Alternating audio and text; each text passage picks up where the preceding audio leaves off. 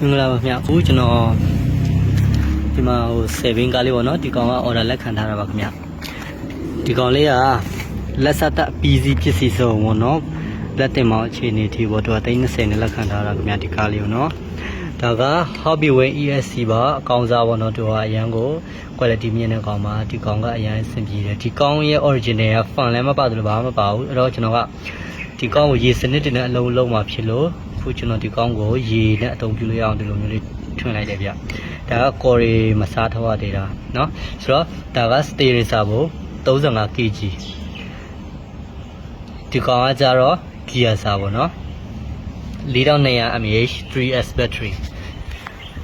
ဒီမှာက 89S Pro တွဲချန်တဲ့ control ဒီ control ကိုကျွန်တော်ဒီကားမှာသုံးဖို့မဟုတ်ဘူးเนาะဒီကားတွဲ control ရရောက်မလာသေးလို့ကျွန်တော်လောလောဆယ်ဒီကောင်နဲ့စမ်းပြတာဗျဆိုတော့ကျွန်တော် control power ဖွင့်မယ်ဟုတ်ပြီ control power ဖွင့်လိုက်ပြီ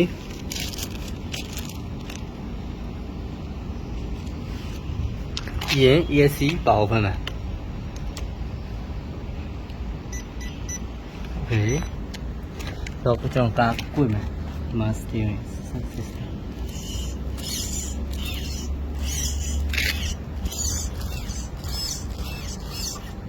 လေကီယာဒါနံပါတ်2နံပါတ်1 2 1 2 okay ဆိုတော့အခုကျွန်တော်ဒီ okay တွေကိုတင်မယ် body အိမ်မပြီးသေးတာကြောင့် okay အများကြီးတော့တင်လို့မရဘူးရသလောက်လေးကျွန်တော်တင်ပြီးတော့နေရသလောက်ကျွန်တော်ထပ်ပြီးတော့စမ်းပြမယ်เนาะတတိချာချာဒီတစ်ခါအခုတော့ကျွန်တော်ဒီနည်းနည်းပို့ပြစနစ်ကြအောင်စမ်းပြမယ်เนาะဟုတ်ပြီကျွန်တော် okay တင်ထားတယ်ဒီတစ်ခါတင်တဲ့ okay ဟိုတနေ့ကတင်တာထက်ပိုများတယ်เนาะရေသွဲရော weight လည်းပို့ပြီးတော့နေ၄ချိန်စီးရ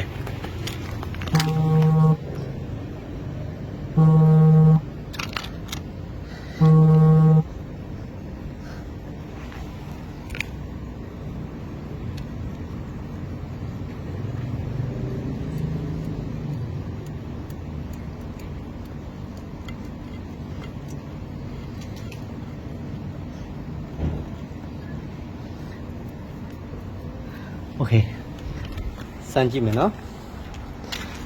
ကျက်တနာကဖုန်းတယောက်ကင်ပြီးရိုက်ပြီးဖို့အတွက်အဆင်မပြေဘူး control နဲ့မောင်းသူ engineer တွေမီးတွေဘာမှမပါဘူးဒါလောလောဆယ်စမ်းပြတာဝါ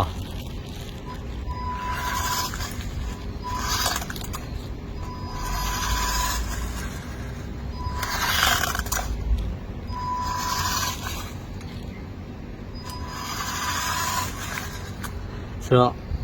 အနောက်ဝိတ်ပို့လေးနေလို့ကျွန်တော်ရှေ့ဘက်အုပ်တစ်လုံးလောက်ထပ်တက်လာ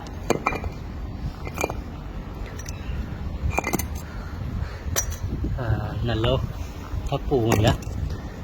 နှလုံးပို့လိုက်မယ်ရှေ့ဘက်နဲ့ဝိတ်ပို့တော့အောင်နိုင်တာကသူကနိုင်တယ်ဗျဟိုသူကဒါပေမဲ့ဘယ်လိုပြောမလဲဘိန်းတွေပေါ့နော်ရှေ့ဘိန်းအနောက်ဘိန်းကအဆင်ပြေတယ်ဗာကြောက်လဲဆိုတော့သူကနောက်ဘိန်းကနှစ်တန်းသွဲဆိုတော့ဝိတ်ပို့နိုင်တယ်ရှေ့ဘိန်းကကျတော့တစ်ဖက်တစ်ဘိန်းစီပဲအဲ့လိုနေထားကြတာယာနဲ့ပြော့တော့ဟိုမောင်းနေနေသူကတာယာပွင့်တတ်တယ်ပြုတ်တတ်တယ်ပေါ့နော်အဲ့လိုမျိုးနေထားကြပါနိုင်တာတော့နိုင်တယ်ဝိတ်က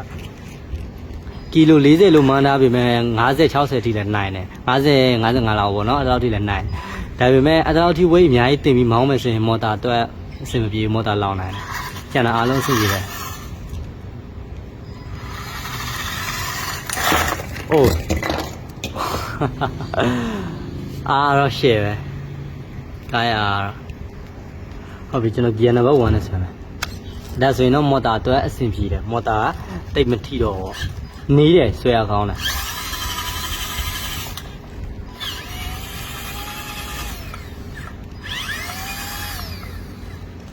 โอเคကျွန်တော်ခု꿰ပြီးတော့မောင်းမယ်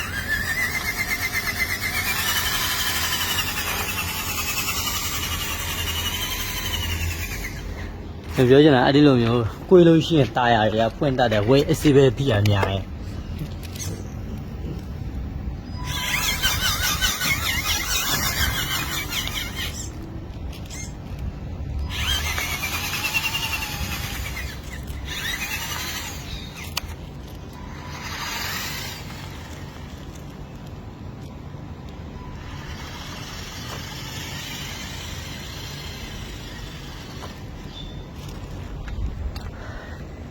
အသေးစိတ်စနစ်တကျအနီးကပ်တွေလိုက်ရိုက်ပြဖို့ဟာတစ်ဖက်နဲ့ဖုံးကန်ပြီးတစ်ဖက်နဲ့မောင်းရတာအဆင်မပြေဘူးအဲ့ဒါကြောင့် control ကလည်းတော့ဟိုတစ်ဖက်နဲ့အလုပ်လုပ်လို့မရအောင်မလွယ်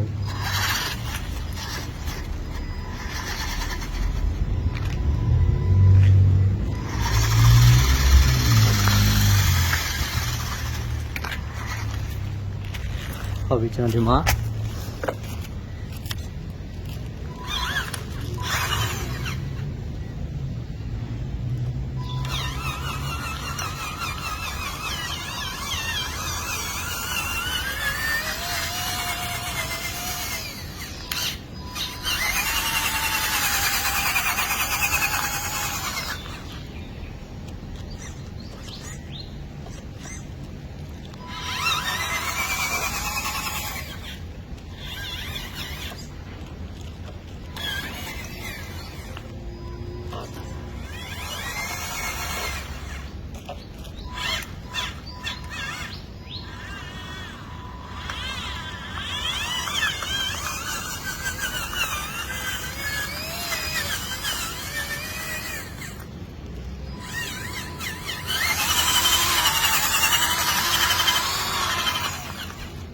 ဟုတ်ပြီ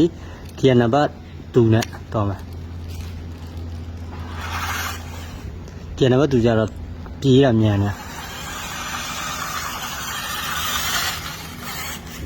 ဟုတ်ပြီဒါပြေးရနံပါတ်2နဲ့အရှိပဲစိုးမဲ့တယ်